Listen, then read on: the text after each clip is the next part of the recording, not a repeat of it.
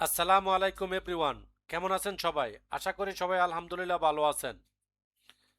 আপনারা যারা এনটিআরসি এর প্রতিষ্ঠান প্রধান ও সহকারী প্রধান ভাইবার জন্য প্রস্তুতি নিচ্ছেন, আপনাদের ইতিমধ্যে আমি কয়েকটি ক্লাস আপলোড করেছি। আজকের ক্লাসটি হচ্ছে আর্থিক ব্যবস্থাপনার উপর।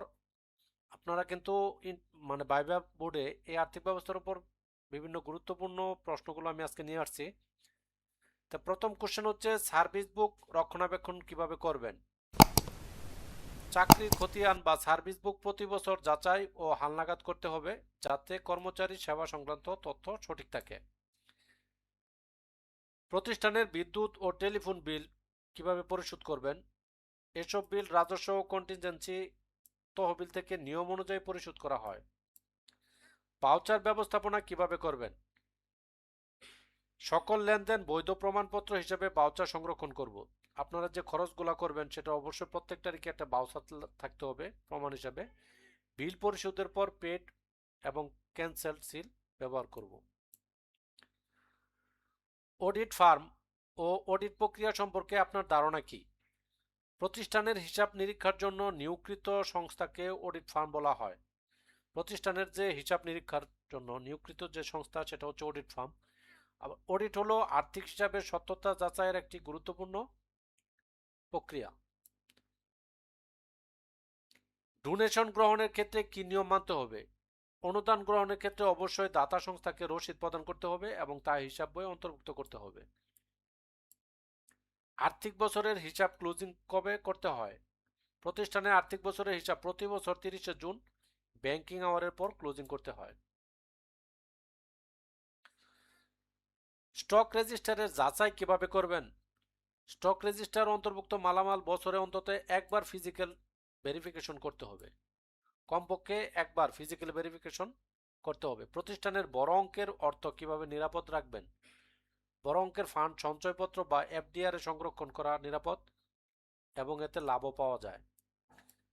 আপনি যদি বড় অঙ্কের ফান্ড সঞ্চয় এবং এফডিআর এর সংরক্ষণ করেন ব্যাংকে, তাহলে তার যে মুনাফা সেই মুনাফাটা আবার সেই প্রতিষ্ঠান পাবে। দায় ও মূলধনের ধারণা কিভাবে ব্যাখ্যা করবেন। দায় হলো প্রতিষ্ঠানের কাছে অন্যের পাওনা অর্থ বা দায়িত্ব। প্রতিষ্ঠানের কাছে যে পাবে সেটা হচ্ছে দায়। আর মূলধন হলো প্রতিষ্ঠানের মালিক বা কর্তৃপক্ষের বিনিয়োগ। মূলধন হলো যেটা সেটা হচ্ছে প্রতিষ্ঠান যেটার মালিক সেটা হচ্ছে মূলধন।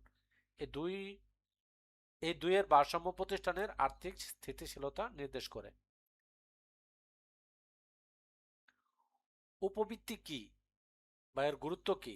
উপবৃত্তি হলো শিক্ষার্থীদের আর্থিক সহায়তা, যা তাদের পড়াশোনা চালিয়ে যেতে সহায়তা করে, যেটা সরকার শিক্ষার্থীদের দিয়ে থাকেন এবং জোরে পড়া রোধে গুরুত্বপূর্ণ ভূমিকা পালন করে, যাতে স্টুডেন্ট লেখাপড়ার প্রতি মনোযোগী হয় বা স্কুলে নিয়মিত আসে বা প্রতিষ্ঠানে আসে। এই জন্য এই উপবৃত্তি চালু করা হয়েছে। জেনারেল লেজার বা ট্রায়াল ব্যালেন্সের ভূমিকা কি। জেনারেল লেজার বা ট্রায়াল ব্যালেন্সের ভূমিকা হলো, জেনারেল লেজার হলো প্রধান খতিয়ান, যেখানে সকল হিসাবের চূড়ান্ত তথ্য সংরক্ষণ করা হয়। আর ট্রায়াল ব্যালেন্স ব্যবহার করা হয় হিসাবের গাণিতিক নির্ভুলতা যাচাইয়ের জন্য, যেখানে ডেবিট ও ক্রেডিটের সমতা পরীক্ষা করা হয়ে থাকে। উদ্ধৃতপত্র বা ব্যালেন্স শিট কি, এটি কেন গুরুত্বপূর্ণ। এটি হলো প্রতিষ্ঠানের একটি নির্দিষ্ট সময়ের আর্থিক ব্যবস্থার বিবরণী, যেখানে সম্পদ, দায় বা মূলধনের চিত্র উপস্থাপন করা হয়। এটি প্রতিষ্ঠানের আর্থিক স্থিতি ও সক্ষমতা মূল্যায়নের অত্যন্ত গুরুত্বপূর্ণ। রেভিনিউ বাজেট বা ডেভেলপমেন্ট বাজেটের মধ্যে পার্থক্য কি। রেভিনিউ বাজেট হলো প্রতিষ্ঠানের দৈনন্দিন খরচ পরিচালনার জন্য ব্যবহৃত হয়, যেমন বেতন বা ইউটিলিটি বিল। অন্যদিকে ডেভেলপমেন্ট বাজেট ব্যবহার হয় নতুন ভবন নির্মাণ বা বড় সম্পদ তৈরির জন্য। সার্ভিস বুক বা এসিআর কিভাবে ব্যবস্থাপনা করবেন। সেটা হচ্ছে যে সার্ভিস বুক হলো কর্মচারীদের চাকরির বিস্তারিত তথ্যের নথি, যা নিয়মিত আপডেট রাখতে হয়। আর এসিআর বা বার্ষিক গোপনীয় প্রতিবেদন কর্মচারী কর্মদক্ষতা মূল্যায়নের জন্য প্রস্তুত করা হয়। এটি পদোন্নতি বা ইনক্রিমেন্টে গুরুত্বপূর্ণ ভূমিকা রাখে। ইনক্রিমেন্ট কি এবং এটি কিভাবে প্রদান করা হয়। ইনক্রিমেন্ট হলো কর্মচারীর বার্ষিক বেতন বৃদ্ধি, যা তার কর্মদক্ষতা ও চাকরির মেয়াদের ভিত্তিতে নির্ধারিত নীতিমালা অনুযায়ী প্রদান করা হয়ে থাকে।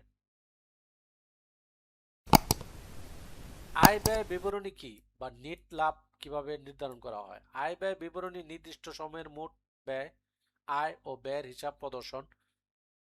মোট আয় থেকে মোট ব্যয় বাদ দিলে যে অর্থ অবশিষ্ট থাকে সেটাই হচ্ছে নেট লাভ।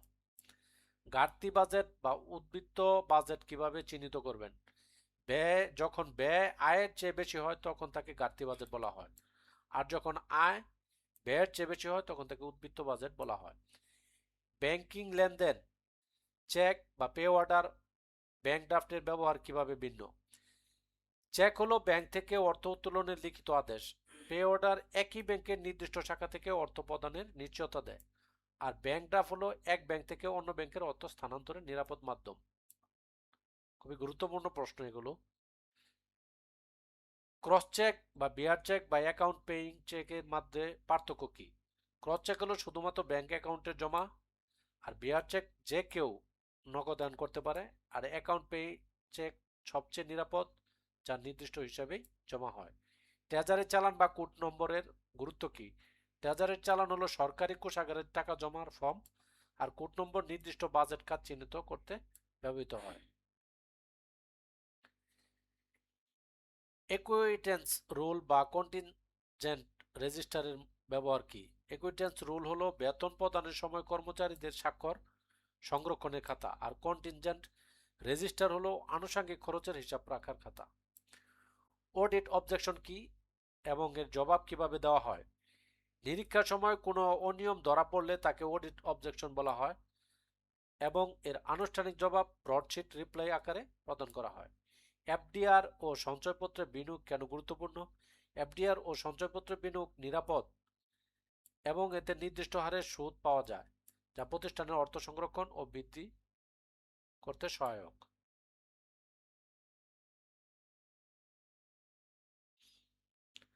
তারল্য, দেউলিয়া ও সচ্ছলতা কিভাবে ব্যাখ্যা করবেন? তারল্য হলো সম্পদকে দ্রুত নগদে রূপান্তরের ক্ষমতা, আর দেউলিয়া হলো দায় পরিশোধে অক্ষমতা, সচ্ছলতা হলো প্রতিষ্ঠানের দায় পরিশোধের সক্ষমতা। কার্যকরী মূলধন কি এবং এটি কেন গুরুত্বপূর্ণ? কার্যকরী মূলধন হলো চলতি সম্পদ ও চলতি দায়ের পার্থক্য, যা প্রতিষ্ঠানের দৈনন্দিন কার্যক্রম পরিচালনায় সক্ষমতা নির্দেশ করে।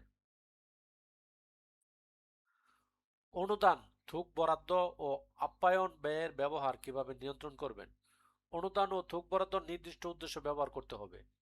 অনুদান ও থুক বরাদ্দ হলো নির্দিষ্ট উদ্দেশ্যে ব্যবহার করতে হবে এবং আপ্যায়ন ব্যয় সীমিত ও নীতিমালা অনুযায়ী ব্যয় করতে হবে যাতে অপচয় না হয়। অনাদায়ী পাওনা ও কুঋণ সঞ্চিতি কি? অনাদায়ী পাওনা হলো যে অর্থ আর আদায় সম্ভব নয় এবং এই ক্ষতি মোকাবেলার জন্য কুঋণ সঞ্চিতি রাখা হয়। অনলাইন ব্যাংকিং, ইএফটি ও আরটিজিএস এর ভূমিকা কি? অনলাইন ব্যাংকিং এর মাধ্যমে ইন্টারনেটে লেনদেন করা যায়। ইএফটি এর মাধ্যমে বেতন সরাসরি ব্যাংকে প্রেরণ করা হয়, আর আরটিজিএস হলো দ্রুত ও নিরাপদভাবে বড় অঙ্কের অর্থ স্থানান্তরের ব্যবস্থা।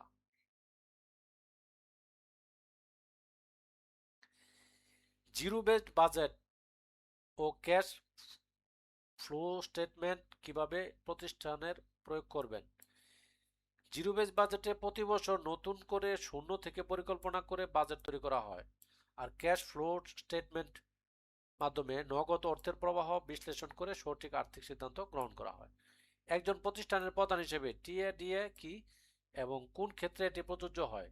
টিএডিএ অর্থ ভ্রমণ ভাতা বা দৈনিক ভাতা, যা সরকারি বা প্রাতিষ্ঠানিক দায়িত্ব পালনের ক্ষেত্রে ভ্রমণের ক্ষেত্রে প্রদান করা হয়।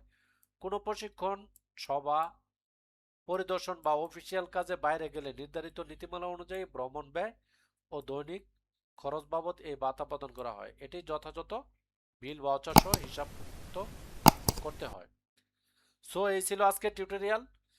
দেখতে থাকুন নলেজ টেকনিক 360 ডিগ্রি চ্যানেল। দেখা হবে পরবর্তী কোনো এপিসোডে, আলোচনা হবে পিছিয়ে থাকা বিষয়গুলো নিয়ে। ততদিন সবাই সুস্থ থাকবেন, ভালো থাকবেন। আসসালামু আলাইকুম।